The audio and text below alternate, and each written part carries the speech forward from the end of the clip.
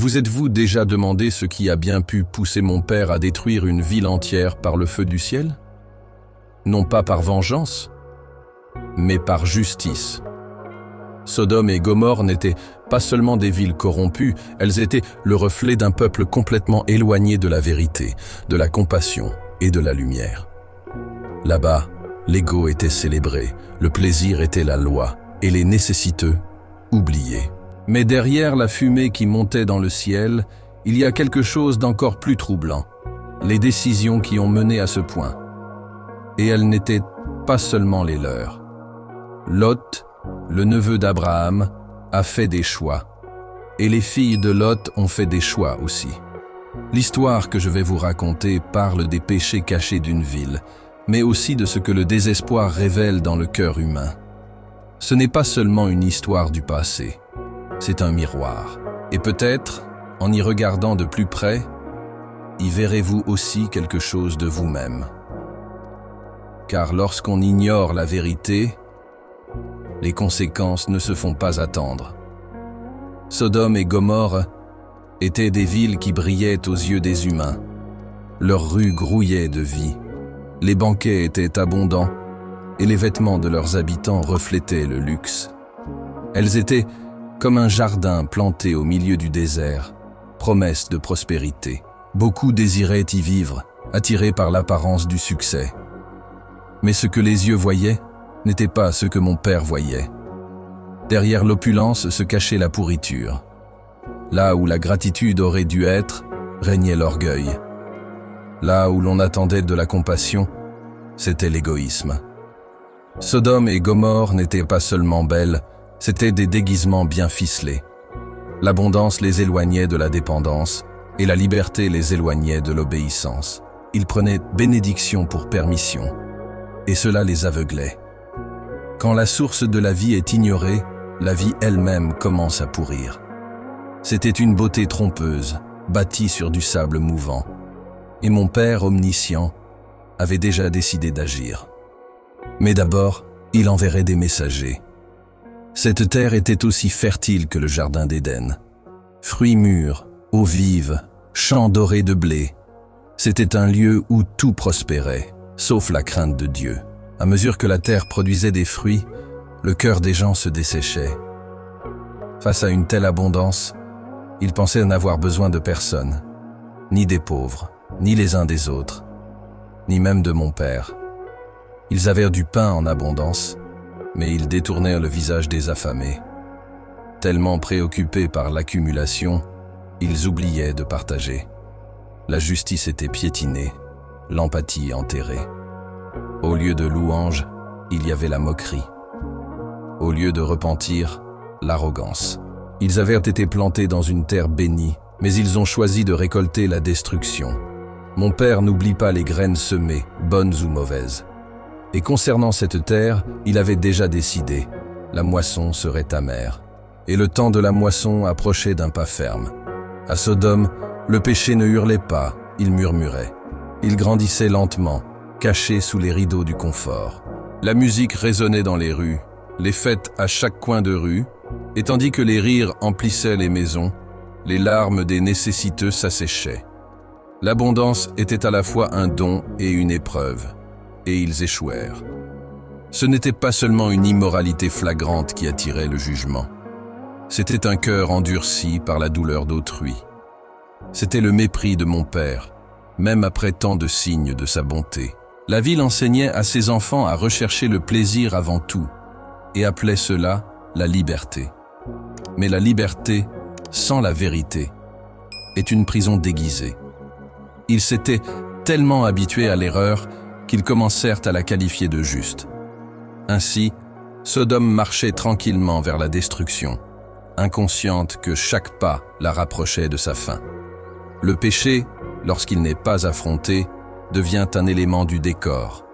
Et dans cette ville, il était déjà la décoration principale.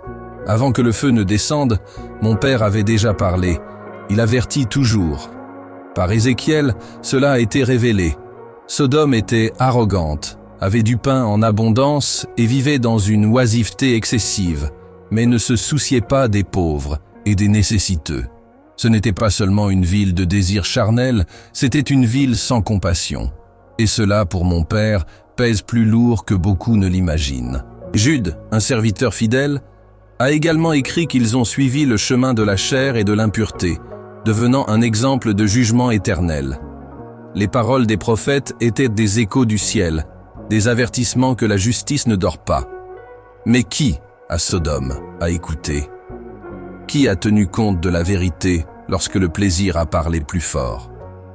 Ils ont rejeté les avertissements, se sont moqués des remontrances et ont continué à marcher comme s'ils étaient éternels. Mon père ne se tait pas éternellement, et lorsque les cieux parlent et que les hommes ignorent, le silence qui suit est celui du jugement. La ruine de Sodome ne commença pas par les flammes, mais par l'indifférence. Mon père observait chaque geste, chaque regard détourné vers un frère affamé. Au milieu de l'abondance, l'essentiel manquait, la compassion. Le pain était amassé avec avarice, tandis que les oubliés mouraient à la porte. Les richesses coulaient comme des fleuves, mais pas une goutte n'atteignait les assoiffés. Il n'y avait plus de honte, plus de repentir.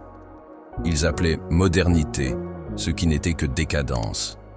Au lieu d'aimer son prochain, ils aimaient le miroir. Quand l'empathie meurt, l'égoïsme naît. Et lorsqu'une société apprend à ignorer la souffrance, le péché cesse d'être l'exception et devient culture. Mon père aime la justice, et la justice commence par les petits. Mais à Sodome, les petits étaient invisibles. La froideur du cœur de ces hommes était plus dangereuse que le feu qui allait venir. Car le feu, au moins, consume. Mais le mépris ronge en silence, jusqu'à ce qu'il ne reste plus d'âmes à sauver. Et puis, le moment arriva. Mon père, juste et patient, décida de descendre. Il envoya 2 anges, non seulement comme témoins, mais comme annonciateurs de la fin. Ils arrivèrent dans la ville comme des étrangers, et personne ne les remarqua, sauf Lot. Il les reconnut avec les yeux de l'esprit, car même s'il vivait à Sodome, il craignait toujours le Seigneur. Lot les accueillit, insistant pour qu'ils entrent chez lui, conscient du danger qui les guettait la nuit. Ce qui semblait être un simple geste d'hospitalité s'inscrivait en réalité dans un plan divin en marche. Tandis que le peuple dormait dans ses péchés, les cieux s'agitaient déjà dans la justice. Les anges n'étaient pas là pour jouer, ils étaient là pour juger. Et cette nuit-là, le secret commencerait à être dévoilé. Car là où mon père entre, rien ne reste caché. La visite des anges marqua le début de la fin. Mais il restait encore du temps. Une chance pour ceux qui écoutaient. Mais peu, très peu, écoutaient. Lot n'était pas un homme ordinaire.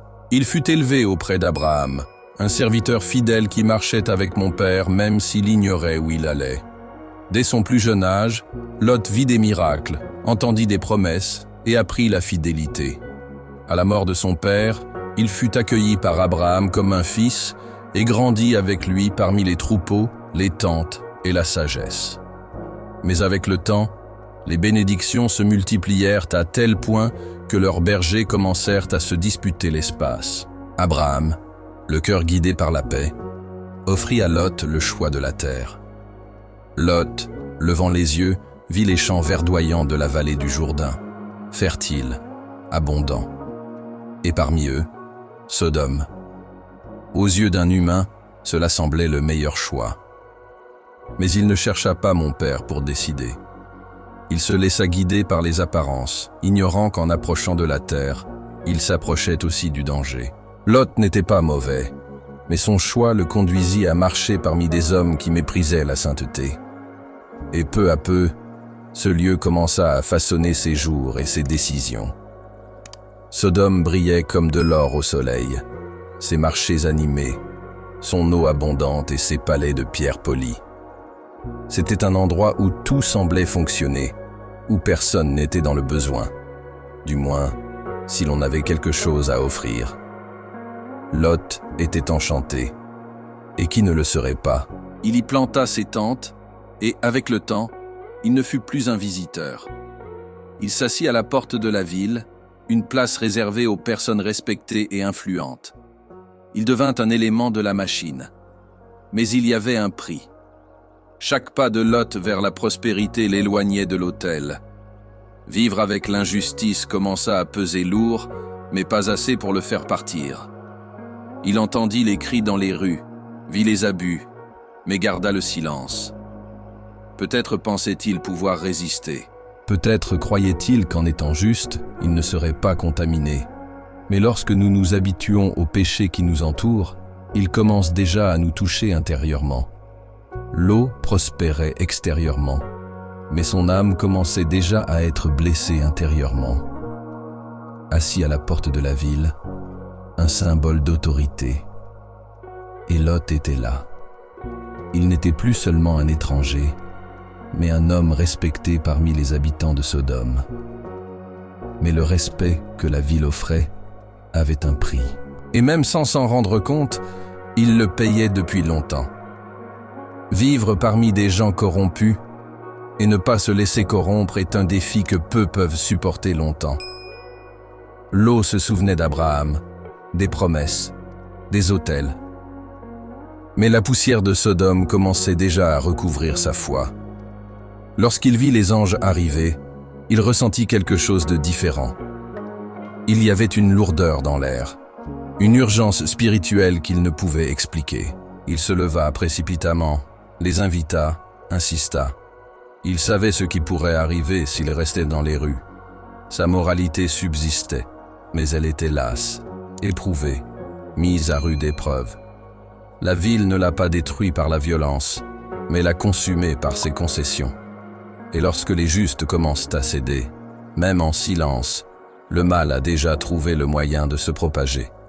Lot était toujours juste, mais il avait déjà du mal à rester debout. Ils arrivèrent sans fanfare, tels de douces ombres dans le crépuscule.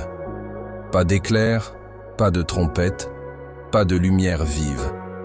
Juste deux hommes marchant d'un pas assuré, mais Lot vit ce que les autres ne voyaient pas. Son esprit discerna. Ce n'étaient pas des voyageurs ordinaires. Et quelque chose en lui s'agita. Il se hâta de les accueillir, les suppliant presque d'entrer. Il savait que les laisser dans la rue signait sa sentence. À Sodome, la nuit n'était pas seulement sombre, elle était cruelle. La maison de Lot devint un petit refuge face à l'effondrement spirituel de la ville. Il prépara un banquet, leur lava les pieds et chercha à les honorer du mieux qu'il put. Mais sa bonté n'était pas seulement de la courtoisie, c'était de la protection. Peut-être espérait-il au fond de lui que cette visite serait plus qu'une coïncidence, que ce serait une réponse, que ce serait une délivrance. Il n'aurait jamais imaginé que ces hommes seraient là pour marquer la fin de tout. Tandis que la ville dormait dans le péché, la justice avait déjà dîné à la table. Et cette nuit-là, chaque geste prendrait un poids éternel. Il ne faisait pas encore complètement nuit, et la méchanceté s'amassait déjà aux portes de la maison de Lot. Des hommes venus de toute la ville encerclèrent l'entrée. Ils n'étaient pas venus avec de bonnes intentions, ni par curiosité. Ils voulaient envahir, dominer, corrompre. Ils exigeaient que Lot leur livre les visiteurs pour pouvoir les abuser. Ce n'était pas un secret, ce n'était pas un murmure, c'était un tollé général. La corruption n'était plus cachée, elle était célébrée. La honte était morte, la crainte de Dieu était enterrée. La ville entière était unie autour d'un seul désir, faire le mal. Quand le péché devient collectif, il devient aussi audacieux. L'absence de contrainte morale transforme des multitudes en monstres. Et Lot, désespéré, tenta de les contenir. Il partit en fermant la porte derrière lui. Il tenta de négocier avec les ténèbres. Il tenta de faire le bien par des moyens détournés. Mais il y a des moments où la négociation est impossible.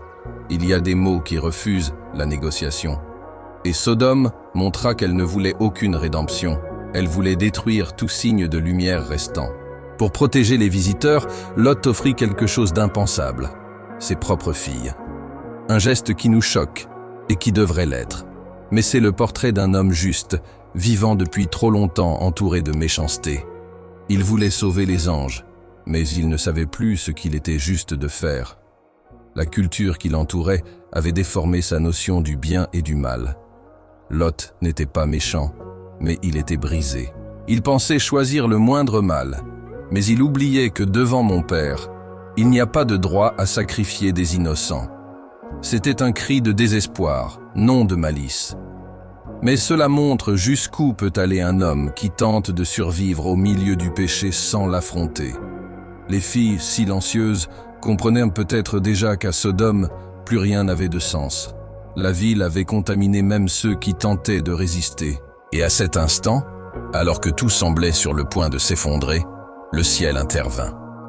Car lorsque les justes ne savent plus quoi faire, mon Père sait encore comment sauver. La ville grondait au dehors. Les hommes frappaient, criaient, pressaient. L'eau essayait de maintenir la porte fermée, mais la fureur de la foule grandissait. C'est alors que les anges, révélant leur véritable nature, tendirent la main et attirèrent Lot à l'intérieur. Un geste rapide, mais chargé de puissance. Ils frappèrent les assaillants d'aveuglement, non seulement physique, mais spirituel. Même aveugles, ils tâtonnèrent pour atteindre la porte, persistant dans leur péché. Car ceux qui cèdent au mal, même aveugles, tentent de continuer à pécher. C'est là que Sodome fut jugée. Il ne s'agissait plus d'un acte isolé, mais de l'essence même de cette ville. Les anges n'étaient pas là seulement pour protéger, mais pour assister à la décomposition. La sentence était déjà écrite, et ce n'était plus qu'une question de temps avant qu'elle ne soit exécutée. Mon Père ne détruit pas par impulsion, mais par justice. Et lorsque la miséricorde est totalement rejetée, le jugement devient inévitable. Cette nuit marquerait la fin de Sodome. Mais avant cela, une dernière chance s'offrirait. Une échappatoire, un avertissement, une délivrance. Les anges parlèrent avec insistance. « Fuis, prends ta femme, tes filles, et ne te retourne pas. » Ce n'était pas seulement un avertissement géographique, c'était un avertissement spirituel. Regarder en arrière symbolise le désir de ce qui doit être laissé derrière soi. Cela symbolise l'attachement à ce que mon Père a déjà rejeté. La destruction viendrait, et rien en ce lieu ne pourrait être maintenu. Mais même face à un avertissement direct, il y eut une hésitation. Lot était réticent. Sa femme le regardait avec envie. Ses filles étaient confuses. Et cela révèle quelque chose de profond. Il ne suffit pas de quitter Sodome physiquement. Sodome doit aussi partir en vous. Mon Père offrait la délivrance, mais il attendait une obéissance totale. Il y avait un chemin sûr, mais il exigeait du détachement, de la foi, de la hâte. Car le jugement n'attend pas éternellement. Lorsque la parole de Dieu est révélée, le temps commence à compter. Et à cet instant, chaque seconde était sacrée. Les anges insistèrent, presque suppliants, car ils savaient. Ne pas regarder en arrière n'était pas une suggestion. C'était la seule chance de survivre au feu qui approchait déjà. Même après avoir entendu l'avertissement des anges, Lot hésita. Il savait ce qu'il devait faire, mais il était paralysé. Peut-être était-ce la peur. Peut-être était-ce l'attachement à la vie qu'il avait construite. Peut-être refusait-il de croire que le jugement de mon Père viendrait si vite. Le temps, cependant, n'attendit pas. Et c'est alors que la miséricorde parla plus fort. Les anges, voyant sa lenteur, le prirent par la main, lui, sa femme et ses filles, et les tirèrent hors de la ville. Car mon Père, même face à la faiblesse humaine, sauve toujours. Il voit le cœur de ceux qui veulent obéir, mais qui sont lasses, désorientés ou prisonniers de leur propre perte. La délivrance ne vint pas par le mérite, mais par la grâce. L'eau ne s'est pas enfuie seule. Il a été tiré. Et il y a des moments où le ciel doit agir ainsi, arracher le juste au milieu de la destruction, avant qu'il ne soit trop tard. Cette scène est plus qu'une évasion. Il s'agit de la volonté de mon Père de tendre la main, même lorsque ses paroles sont ignorées. C'est un amour insistant, une compassion en action. Les mains des anges tenaient toujours Lot et sa famille alors qu'ils quittèrent la ville. Les ordres étaient clairs. Fuir vers les montagnes, ne pas s'arrêter nulle part, et surtout, ne pas regarder en arrière. Ce n'était pas seulement une question de géographie, mais de cœur. Mon père ne voulait pas seulement qu'ils échappent aux flammes, mais qu'ils rompent avec tout ce que Sodome représentait. Et tandis qu'il courait, le ciel commença à se fermer. La foudre, le tonnerre, le feu s'abattaient comme un jugement. Pourtant, au milieu de la ruée, la femme de Lot détourna le visage.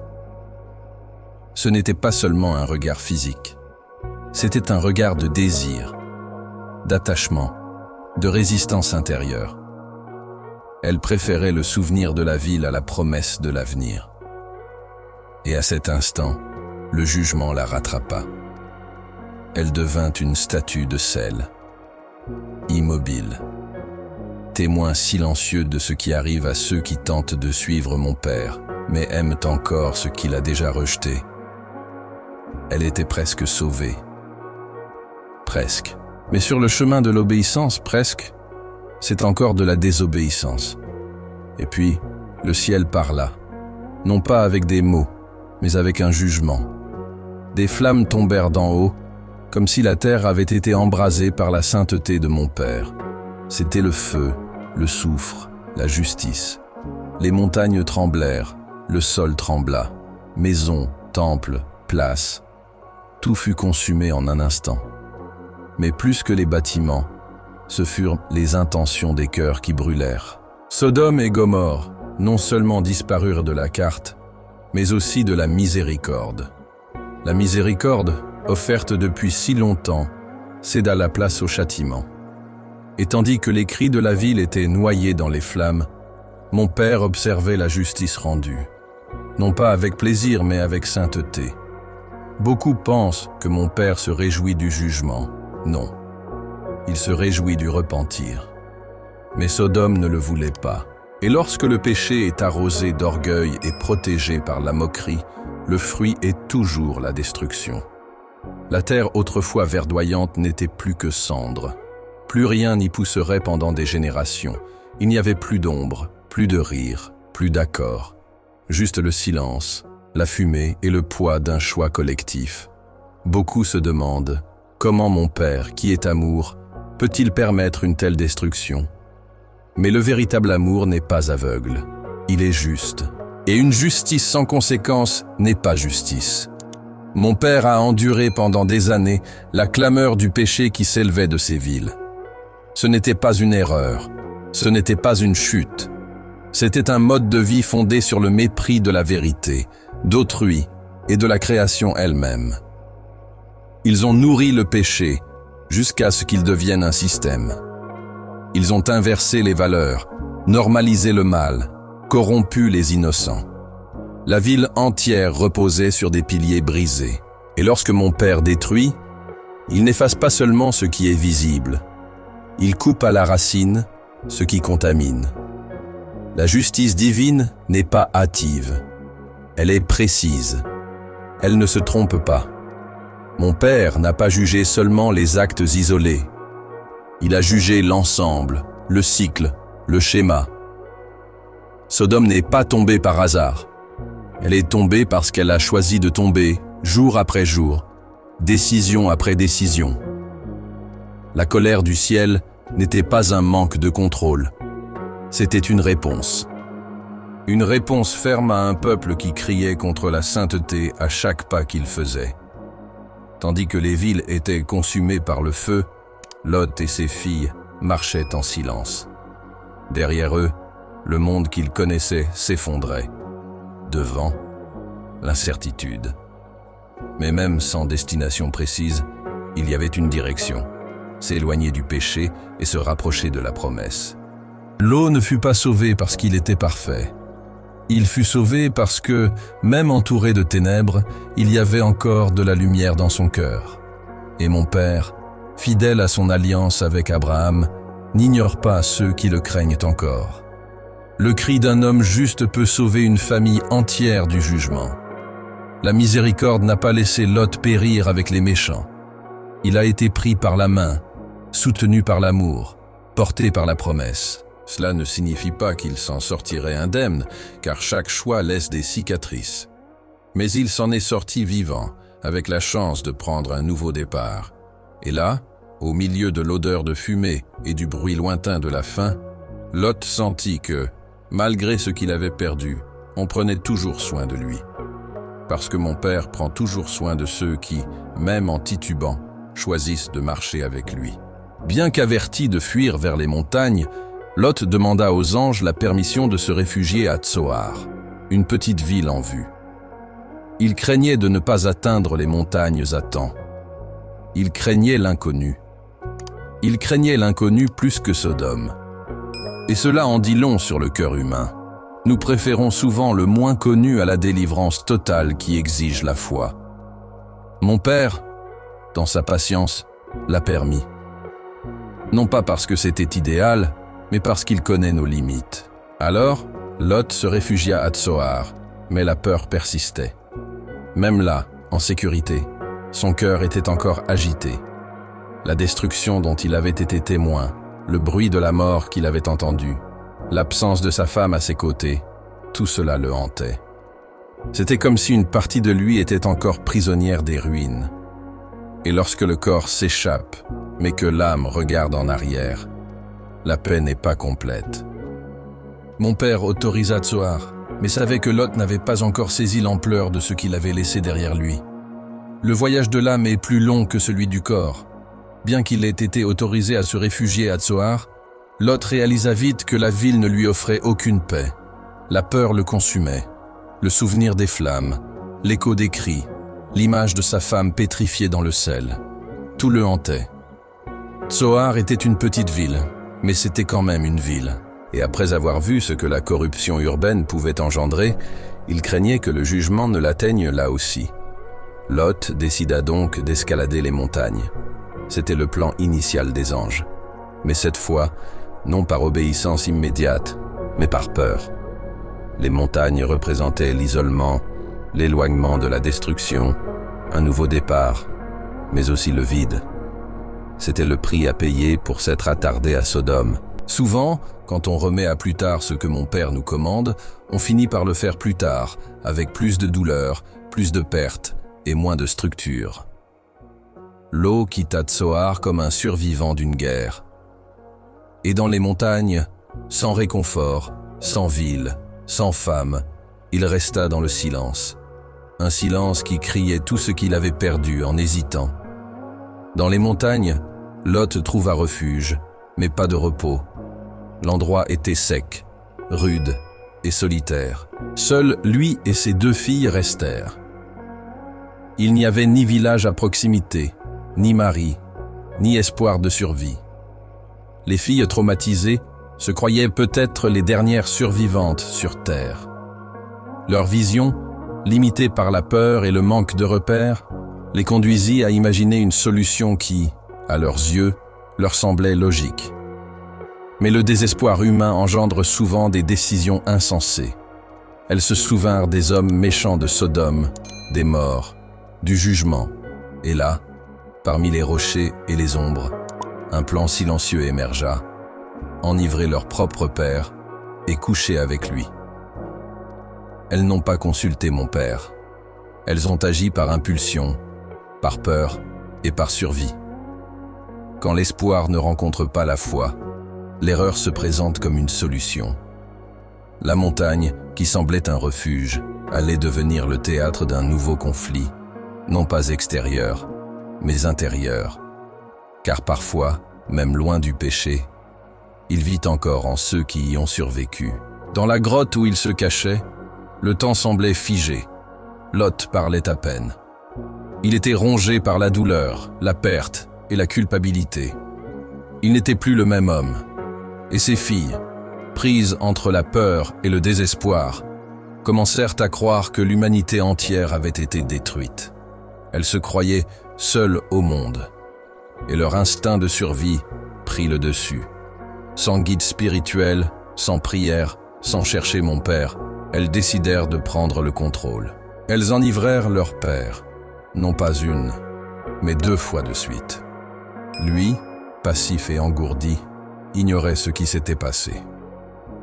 Le vin lui ôta la conscience, et la confusion émotionnelle l'empêcha de réaliser ce qui l'attendait. Les filles, en silence, conçurent. D'elles naquirent 2 fils, Moab et Ben-Ami. Ils deviendraient les pères des nations moabites et ammonites, des peuples qui se soulèveraient plus tard contre Israël, mais qui seraient aussi présents sur les chemins de la rédemption. Car mon père, même lorsque les actions humaines sont confuses et mauvaises, peut encore donner naissance à un but. Il transforme le chaos en lignes qui mènent à la promesse. L'histoire des Moabites et des Ammonites est née d'une erreur, mais même les erreurs, surmontées par la grâce, peuvent servir à de plus grandes fins. Ce que Lot a vécu sur cette montagne n'était pas seulement un drame familial, mais un reflet de ce qui arrive lorsque des choix hâtifs tentent de soulager une douleur profonde. Le désespoir n'est pas toujours justifié, mais il révèle combien nous avons besoin de la direction de mon Père pour ne pas nous perdre, même lorsque nous pensons faire de notre mieux.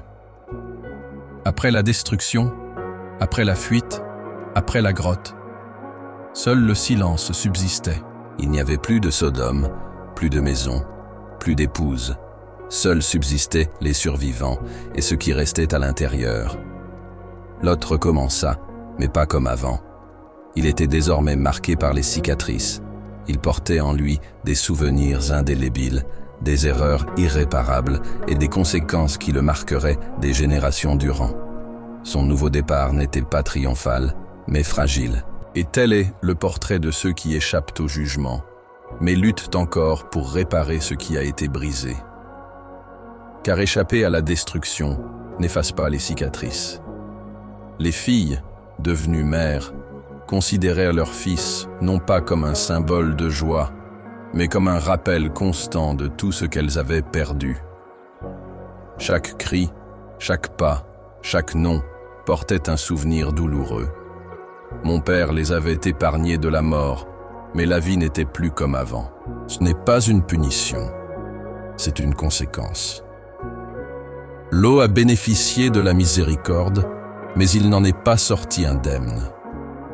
Et comme lui, beaucoup de ceux qui m'écoutent aujourd'hui ont déjà été sauvés de leur Sodome personnel. Ils ont échappé au feu, mais ils vivent encore dans les cavernes de leur âme. Un nouveau départ est possible, mais il doit se faire avec vérité, repentance et foi. On ne peut construire quelque chose de nouveau en ignorant les décombres de ce qui a été détruit. Il faut regarder et se rappeler. Là où le péché a abondé, la grâce peut surabonder, mais seulement avec un repentir sincère. Lot a continué à vivre, mais il n'a plus jamais été le même. Et c'est la marque de ceux qui traversent le feu et survivent. Ils vivent, mais avec une conscience différente. La destruction de Sodome et Gomorrhe n'était pas seulement un acte de justice, c'était un cri du ciel, un avertissement éternel. Ce n'était pas seulement une ville pleine d'immoralité ou d'hommes commettant des actes visiblement mauvais. C'était quelque chose de plus profond. C'était le résultat d'une société qui avait cessé d'écouter, qui fermait les oreilles à la correction, qui se moquait de la vérité, qui rejetait toute possibilité de repentance. Mon Père ne détruit pas sans avertissement préalable. Il envoie des signes, des voix, de la miséricorde. Mais quand tout est ignoré, le jugement n'est pas seulement juste, il est nécessaire. Et Sodome est devenu un symbole, un marqueur de ce qui arrive lorsque le péché devient culture et que la culture se soulève contre la sainteté. Ne croyez pas que c'est pour une erreur que vous avez été jugés. C'était pour un choix collectif, répété et quotidien. Une décision consciente de vivre sans peur, sans compassion, sans justice. La ville était riche, mais méchante. Elle était belle, mais impitoyable. Elle était libre, mais esclave de ses désirs. Ce que mon père a fait ce jour-là reste un rappel pour toutes les générations. Il n'y a pas de véritable prospérité là où la sainteté est négligée. Et toute société qui choisit d'éteindre la lumière récoltera inévitablement les ténèbres. L'histoire de Sodome n'est pas une fable du passé. C'est un avertissement pour le présent, afin que quiconque a des oreilles entende. J'étais là quand les cieux se sont fermés et que le feu est tombé. J'ai vu la justice de mon Père s'exécuter et j'ai ressenti le poids de ce qui aurait pu être évité. Et aujourd'hui, je la vois encore. Je vois des villes qui répètent le même schéma. Je vois des cœurs endurcis, des sociétés qui célèbrent l'erreur et refusent la correction. Je vois des Sodomes modernes, se faisant passer pour le progrès, cachés derrière des avancées et de beaux discours, mais remplis de la même indifférence, du même orgueil, de la même rébellion. Mon Père reste le même, juste, saint, patient, mais aussi prêt à agir. Le temps de grâce est réel, mais il n'est pas infini. La patience divine n'est pas une permission de pécher. C'est un espace pour changer. Le jugement de Sodome était définitif, mais l'époque qui l'a précédé était pleine d'opportunités. Il en est de même aujourd'hui. Beaucoup l'ignorent, s'en moquent, disent « rien n'arrivera ». Mais moi, je dis « tout est visible ». Aucune injustice n'échappe aux yeux du ciel. Et l'avertissement de Sodome demeure vivant, car mon Père ne désire pas la destruction des méchants, mais qu'ils se repentent et vivent. L'appel résonne encore. Quittez la ville avant qu'il ne soit trop tard. Ne regardez pas en arrière. Ne restez pas là où le feu a déjà été décrété. Car là où il y a un vrai repentir, il y aura toujours une issue. Mais là où il y a l'orgueil, il ne restera que des cendres. Lot n'a pas connu de mauvaises aventures. Il a grandi auprès d'un homme de foi, a été témoin de miracles et a été béni grâce à l'alliance que j'avais conclue avec Abraham. Il a eu l'opportunité de marcher avec mon Père, d'apprendre d'un homme juste, de suivre les chemins de la sagesse. Mais à un moment crucial, il a choisi avec les yeux de sa chair. Il a vu les plaines fertiles et a pensé au présent, au profit, au confort. Il n'a pas consulté le ciel, il n'a pas fléchi les genoux, il n'a pas cherché conseil. Et cette décision a changé toute son histoire. Il est entré à Sodome en quête de croissance. Il en est ressorti en survivant blessé. Il a perdu sa maison, sa femme, sa paix. Il a survécu, mais a laissé des morceaux de lui-même derrière lui. C'est pareil pour beaucoup. Un choix fait sur la base des apparences peut paraître insignifiant au premier abord, mais il se transforme en un long chemin, semé de souffrances. Lot n'a pas été détruit, mais il n'a pas non plus été entièrement restauré. Car même les justes récoltent les fruits des décisions qu'ils sèment sans écouter mon Père. C'est l'une des leçons les plus dures et les plus concrètes que l'histoire de Sodome nous laisse. Il ne suffit pas d'être proche des justes. Il faut choisir avec les yeux de l'esprit et non de la chair. La terre fertile choisie par Lot fut finalement le sol où son âme faillit se perdre. Et aujourd'hui encore, nombreux sont ceux qui répètent ce schéma, choisir par la lumière et récolter les cendres. Quand les anges ont dit « ne regarde pas en arrière », ils ne parlaient pas seulement de direction. Ils parlaient de posture, d'obéissance et de rupture. Mon Père savait que le corps peut quitter Sodome, mais que le cœur peut y rester prisonnier. La femme de Lot a regardé. Et dans ce regard, il y avait plus que de la curiosité. Il y avait du désir. Il y avait de l'attachement. Il y avait de la résistance au changement. Et c'est là, à mi-chemin, qu'elle s'est égarée. Elle est devenue une statue de sel, un marqueur éternel de ce qui arrive à ceux qui désirent le salut, mais aiment encore la perdition. Combien vivent ainsi aujourd'hui? Ils marchent vers la lumière, mais le regard tourné vers le passé. Ils veulent le ciel, mais le cœur fixé sur les pratiques du monde. Ils veulent échapper au jugement, mais sans renoncer à ce qu'ils ont construit dans la ville corrompue. L'appel reste le même. Ne regarde pas en arrière. Ne retourne pas à ce que mon Père t'a déjà dit de laisser derrière toi. Ne rouvre pas les portes fermées par la douleur.